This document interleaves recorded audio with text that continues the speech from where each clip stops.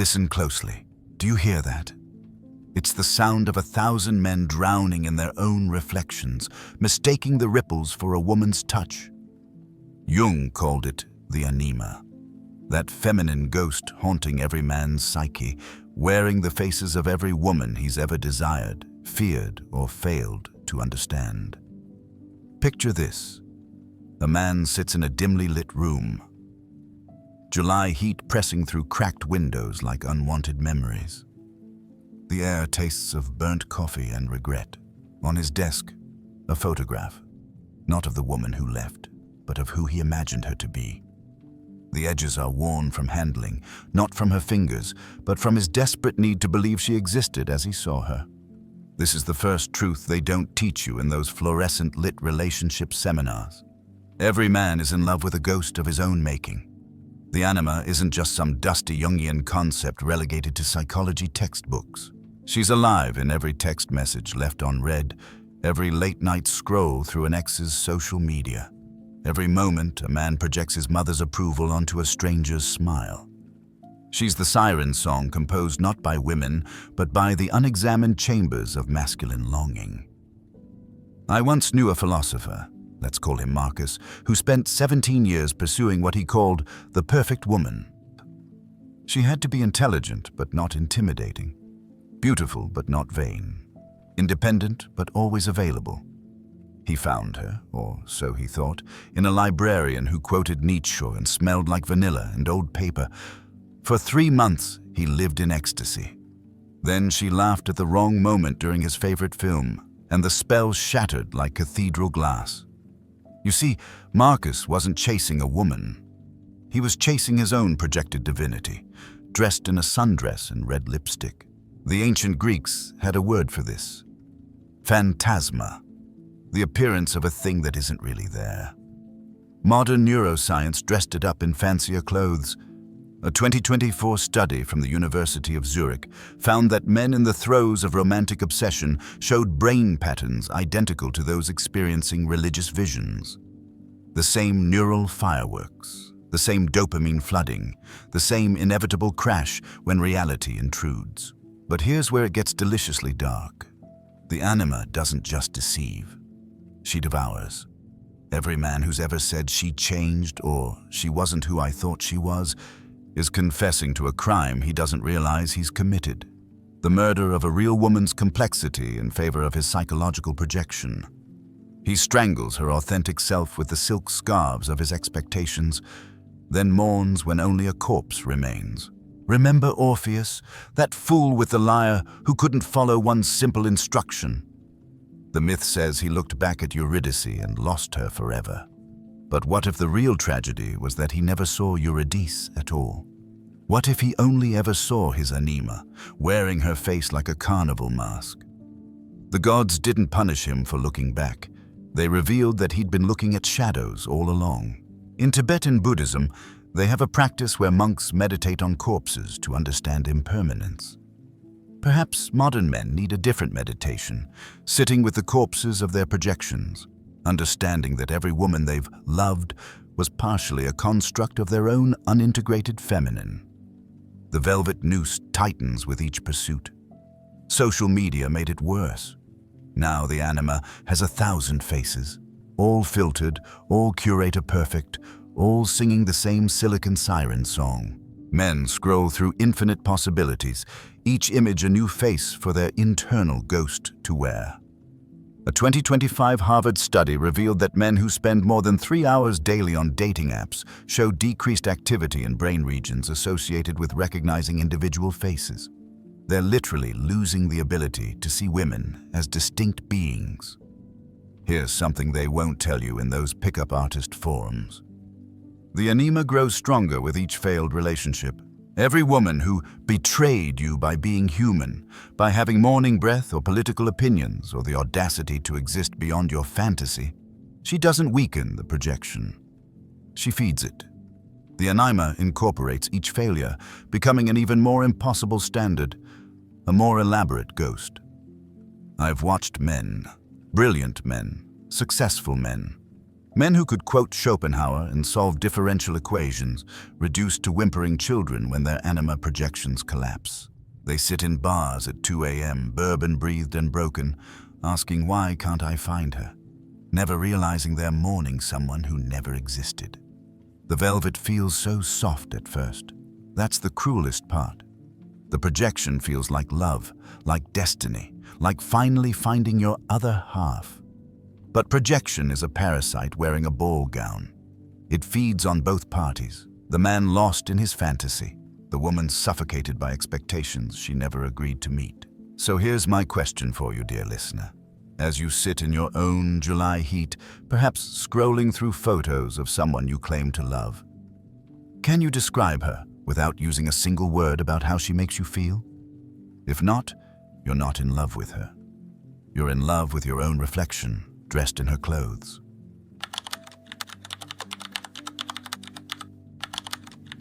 There's a room in every man's heart that smells like talcum powder and disappointment. The walls are papered with lullabies never sung, bedtime stories that ended too soon, and the phantom weight of arms that held too tightly or not at all. This is where the mother complex lives, and she's been redecorating your love life since before you could walk. Jung knew. God, how he knew. Behind every failed romance lurks the specter of the first woman who ever broke your heart. And she did it before you even knew you had one to break. Picture a man, let's call him David, 34 years old, successful architect, collects vintage watches and quotes Kierkegaard at dinner parties. Last week he ended another relationship, the 7th in 3 years. She was too needy, he says, swirling whiskey like it might reveal prophecies. But watch him closer. Watch what happens when his phone buzzes, the way his breath catches, hoping it's her. Not the ex, his mother. Still seeking approval from the woman who taught him love comes with conditions written in invisible ink. The mother complex isn't just Freudian theater. It's the invisible director of every romantic scene you've ever played. She whispers from the wings, adjusting your expectations like a demented costume designer. Too much affection? You're suffocating, just like mother did. Too little? You're abandoned, just like when mother worked late. Here's a delicious bit of data to chew on. A 2024 longitudinal study from Oxford found that men who described their mothers as emotionally inconsistent were 73% more likely to pursue partners who exhibited similar hot and cold behavioral patterns. We're not just repeating history. We're casting it, directing it, selling tickets to our own psychological horror show. In medieval alchemy, they spoke of the prima materia, the first matter from which all things arise. Your mother is your romantic prima materia. Every woman you'll ever love is, in some twisted way, a transformation of that first feminine presence. She taught you what warmth feels like, what rejection tastes like, what conditions must be met for love to flow. But here's where it gets grotesque. The mother complex doesn't just influence who you choose, it determines how you love. I've seen men, grown men who've built empires and climbed mountains, reduced to stammering boys the moment their partner shows disappointment. Why? Because disappointment wears their mother's face. That slight downturn of lips, that subtle sigh. Suddenly they're 7 years old again, desperately trying to be good enough, smart enough, quiet enough, loud enough, anything enough to make mother smile. The ancient Egyptians had a goddess named Nut who swallowed the sun every evening and gave birth to it every morning. Modern men are still being swallowed and reborn by their mothers with every romantic encounter. Each "I love you" carries the echo of mother's approval. Each "we need to talk" resurrects the primal fear of mother's withdrawal. Consider the paradox. Men who had overprotective mothers often seek distant partners, unconsciously trying to finally achieve the autonomy they never had. But distance triggers the abandonment wound, so they pursue, they smother, they recreate the very dynamic they sought to escape. It's a waltz choreographed in the womb, and they're still dancing to music only they can hear. Men who had emotionally absent mothers. They choose partners who are equally unavailable, then exhaust themselves trying to earn the love that was never freely given. They become emotional circus performers, juggling their partner's needs while riding the unicycle of their own unmet childhood longings. There's a story from Japanese folklore about a man who fell in love with a woman made of snow. Every time he tried to embrace her, she melted a little more. He couldn't understand why his love was killing her. He never realized he was trying to hold winter with summer hands. Hands that learned temperature from a mother who burned too hot or froze too cold. The mother complex is cunning. It doesn't announce itself. It hides in your preferences, your deal breakers, your inexplicable attractions. Why do you need her to text back immediately? Mother's voice. Don't ignore me. Why does her independence feel like betrayal? Mother's ghost. You're all I have. Why does conflict make you want to disappear? Mother's echo. Look what you've done now. A 2025 meta-analysis of attachment studies revealed something horrifying. The neural pathways formed in the first 3 years of life, the ones that map how love feels, how safety tastes, how abandonment sounds. These pathways are used wholesale in adult romantic relationships. You're not just dating with your mother's influence. You're dating with your mother's nervous system. The velvet prison of the mother complex is that it feels like home. That's why men return to the same types, the same dynamics, the same exquisite suffering. It's familiar. And humans, those broken creatures, mistake familiar for safe, even when familiar means slowly drowning in patterns laid down before they could speak. But here's the truly monstrous part. Your partners can feel it. Women know when they're competing with a ghost. They sense when your "I love you" is actually "I love what you represent." They feel the mother's shadow falling across the bed, across the dinner table, across every attempt at genuine intimacy. They're not just dating you. They're dating you and the invisible woman who got there first. So, let me ask you something. And I want you to sit with this like a meditation on your own beautiful damage. When she disappoints you, your partner, your crush, the woman who didn't text back, whose disappointment are you really feeling? And in that moment of hurt, how old are you really? The answer might be younger than you think.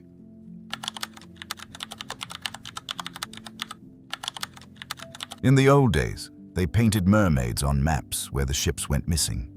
Now we carry the maps in our pockets, and the mermaids paint themselves. Let me tell you about the new marketplace. It's 3 a.m. somewhere, always, and a man is mortgaging his dignity for a crumb of feminine attention. The exchange rate is brutal. Years of self-development for a heart emoji, decades of earned confidence for a matched swipe, entire kingdoms of self-respect for the mere possibility of being chosen.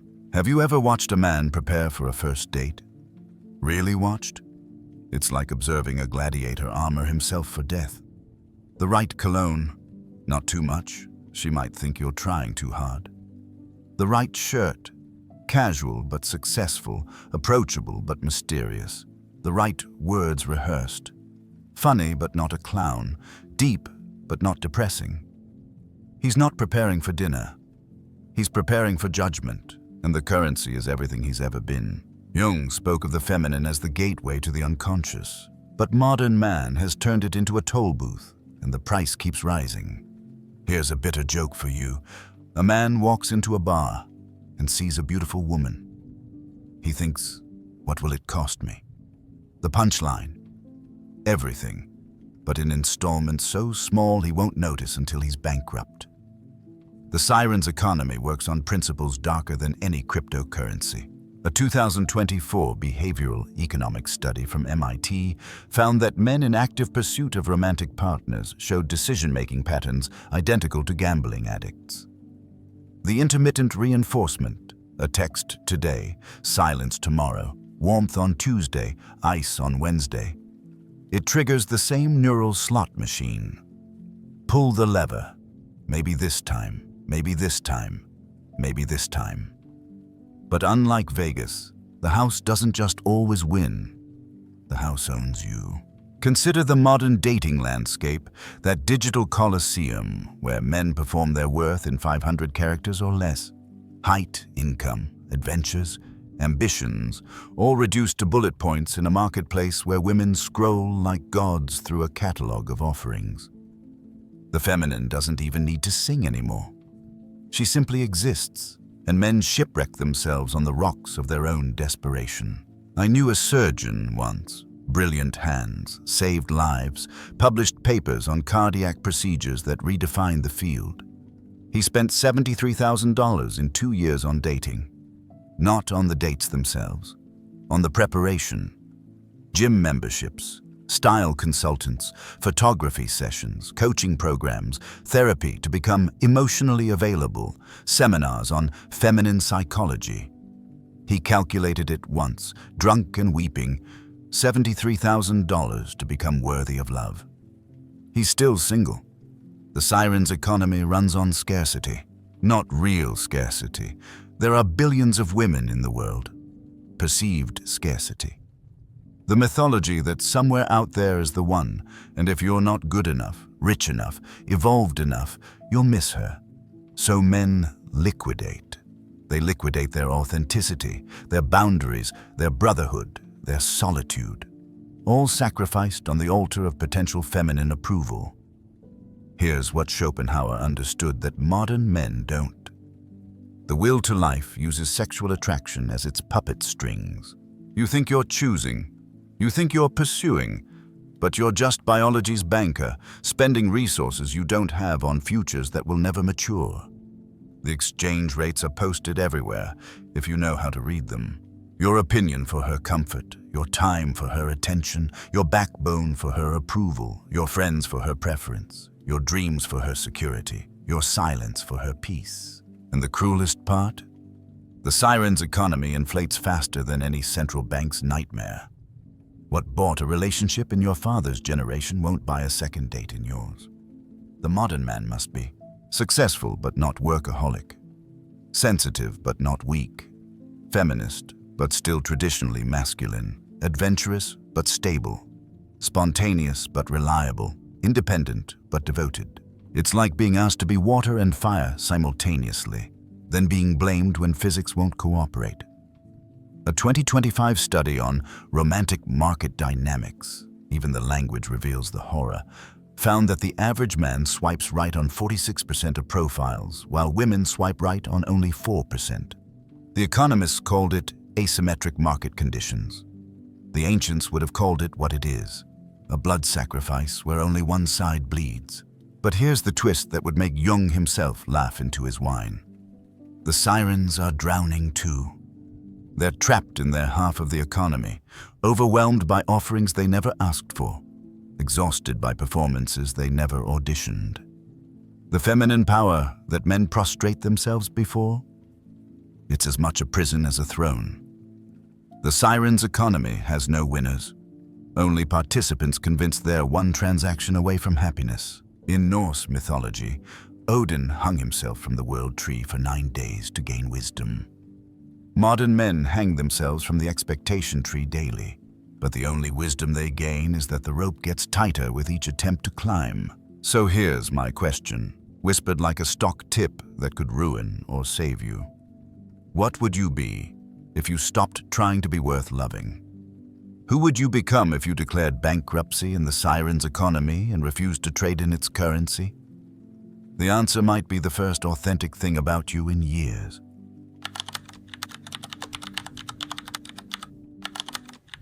They used to burn women who knew too much.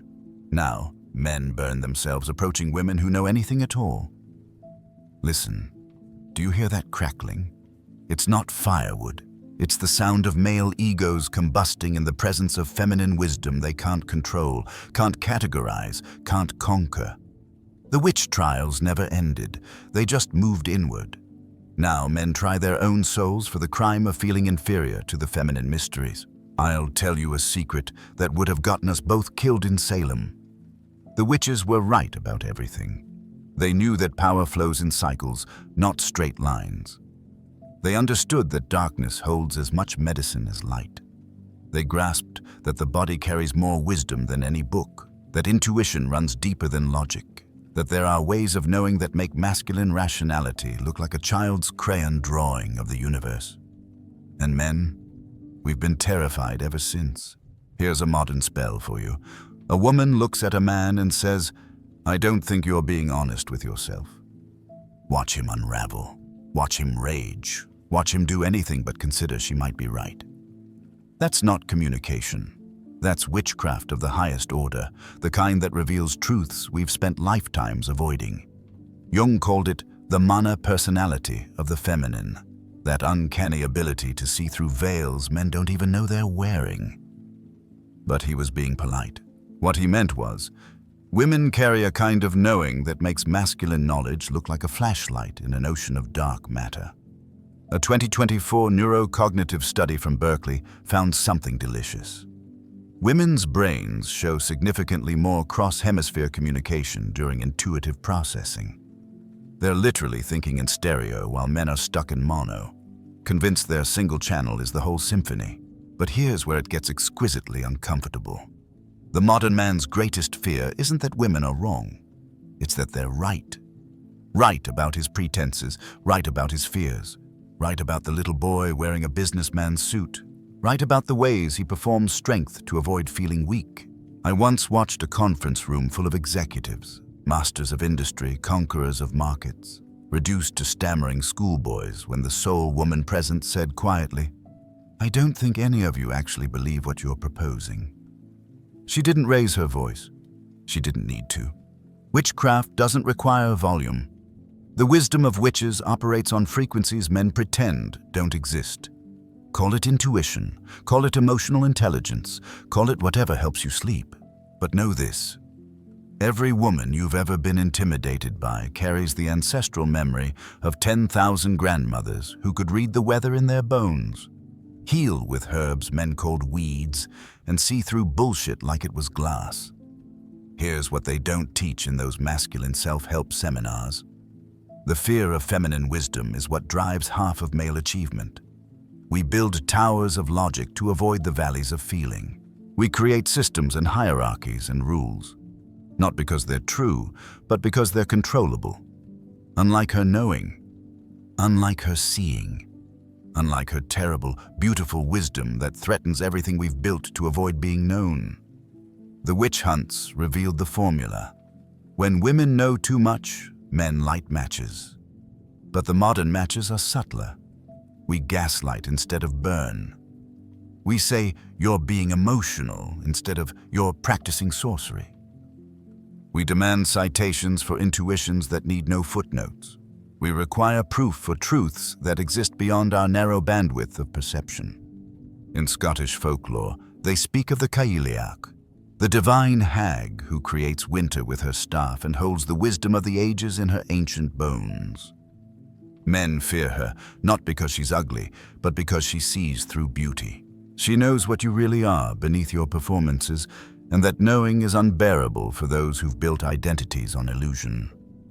A 2025 study on gendered ways of knowing, academics speak for why men are terrified of witches, found that men consistently undervalue intuitive knowledge in others while unconsciously relying on it themselves. We mock what we depend on. We diminish what threatens our monopoly on truth. But here's the savage grace hidden in this fear. The witches aren't trying to destroy you. They're trying to free you from your own burning stakes. Every time a woman says something feels off and turns out to be right, she's offering you initiation into ways of knowing that could save your life. Every time she sees through your performance to your pain, she's extending an invitation to stop performing. Every time her intuition circumvents your logic and arrives at truth faster, she's showing you that your map is not the territory. The wisdom of witches whispers, your logic is a raft, not an ocean. Your rationality is a tool, not a truth. Your fear of being seen is the only thing making you invisible. Men who learn to honor the witch instead of hunting her discover something revolutionary. She was never the enemy. She was the teacher you were too frightened to admit you needed. Her wisdom doesn't diminish yours. It completes it. Her knowing doesn't negate your knowledge. It expands it into dimensions you didn't know existed. The stakes have all burned down. All that's left is the choice. Keep pretending you know better, or admit that sometimes, often crucially, the witch sees what you cannot. So I ask you, in the spirit of those who are burned for knowing too much, what truth about yourself have the women in your life been trying to tell you that you've been too defended to hear? And what would happen? What would really happen if you stopped defending and started listening? The answer might be the beginning of your real education.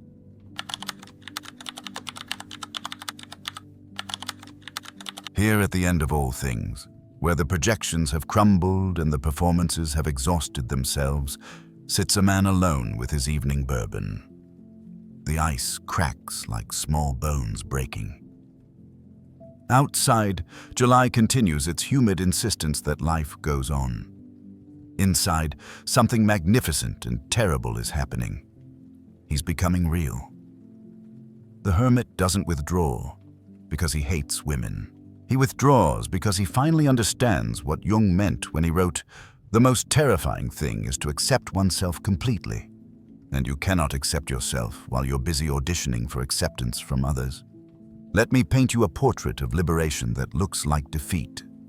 A 47-year-old man deletes his dating apps at 2:17 a.m. on a Tuesday, not in anger, not in despair, but with the same quiet certainty with which monks take vows. He's not giving up on women. He's giving up on the man he pretended to be for them. This is the secret they won't sell you in any course on masculine empowerment. Sometimes the most powerful thing a man can do is stop trying to be powerful. The liberation of the hermit begins with a terrible recognition. Every dance you've danced, every mask you've worn, every currency you've traded in the siren's economy, it was all an elaborate way to avoid meeting yourself. The feminine became your favorite excuse for self-abandonment. I had to change for her. She needed me to be different. Women want men who... No, you wanted to be anyone but yourself, and women were convenient co-conspirators in your disappearing act. Kierkegaard knew this sickness. He called it the despair of wanting to be someone else, the quiet hell of refusing your own existence. But here's what even Kierkegaard might have missed. Modern man doesn't just want to be someone else. He wants to be whoever she wants him to be. He's outsourced his identity to feminine approval, then wonders why he feels hollow. A 2025 longitudinal study on male solitude and self-actualization found something the researchers didn't expect. Men with periods of deliberate romantic abstinence showed increased creativity, improved decision-making, and, here's the kicker, deeper capacity for genuine intimacy when they eventually chose the partnership. The hermit phase wasn't running from connection. It was preparing for it by first connecting to himself. The monks of Mount Athos have a saying, "The desert fathers went to the wilderness not to escape humanity, but to find it." The modern hermit goes into solitude not to escape women, but to find the man he buried under his desperate need for them. Watch what happens when a man stops chasing. His breathing changes, his shoulders drop, his voice finds its natural register instead of the practiced tones of seduction. He reads books he actually wants to read, not the ones that make him seem interesting. He exercises for the joy of movement, not the promise of attraction. He discovers, often for the first time since boyhood, what it feels like to exist without performing. The liberation is brutal in its simplicity. You can't lose what you're not trying to win. In ancient China, they spoke of Wu Wei, acting without forcing, being without striving. The liberated hermit embodies a paradox that would break the siren's economy. He becomes more attractive by stopping all attempts at attraction. Not as a strategy. Strategies are just performances with planning, but as a consequence of finally, blessedly, giving zero fucks about being chosen. Here's a delicious irony for your collection. Women can sense a hermit. Not the bitter exile who hates what he can't have, but the true hermit who's tasted his own company and found it sufficient. They sense him the way animals sense water in the desert. Something essential, something that doesn't need them to exist, And that's when the real magic happens. When a man who's learned to be alone chooses to be with someone, it's not from poverty, but from abundance. He's not trying to fill a void or heal a wound or find his missing half. He's whole, offering to share his wholeness with another whole being. No projections, no performances, no transactions. Just two complete universes choosing to orbit each other for a while. The hermit's liberation reveals the ultimate joke. Everything you destroyed yourself trying to become worthy of was already yours. The love you auditioned for was always available. The acceptance you purchased at such terrible cost was free. You just had to stop long enough to receive it from yourself first. But here's the price of this liberation. And there's always a price. You have to die. The false self, the performing self, the self that exists only in relation to feminine validation, it has to burn. And unlike the witch's pyre, you have to light this fire yourself. A man I knew, a poet who'd spent 30 years writing love songs to women who left him, burned all his notebooks one winter solstice. 3 decades of yearning, up in smoke. When asked why, he said, "I realized I'd never written a single poem to myself." The next morning, he started writing again. Different poems, true poems. Poems that didn't need anyone else to complete them. The liberation of the hermit doesn't mean permanent solitude. It means chosen solitude, sacred solitude. Solitude that teaches you the difference between loneliness and aloneness.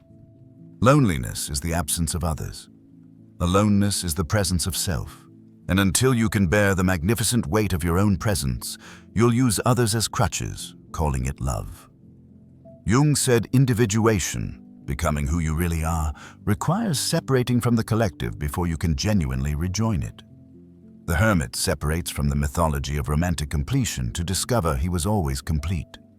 Only then can he love without devouring, touch without grasping, commit without disappearing. So here, at the end of our dark meditation, I leave you with the most dangerous question of all. What would you discover about yourself if you spent the next year without trying to attract, impress, or be chosen by anyone? Who would you become if you stopped all performances and let the silence teach you who you've always been? That man, the one you'd find in that silence. He's the only one worthy of the love you've been desperately seeking, and he's been waiting for you to stop chasing mirages long enough to finally come home.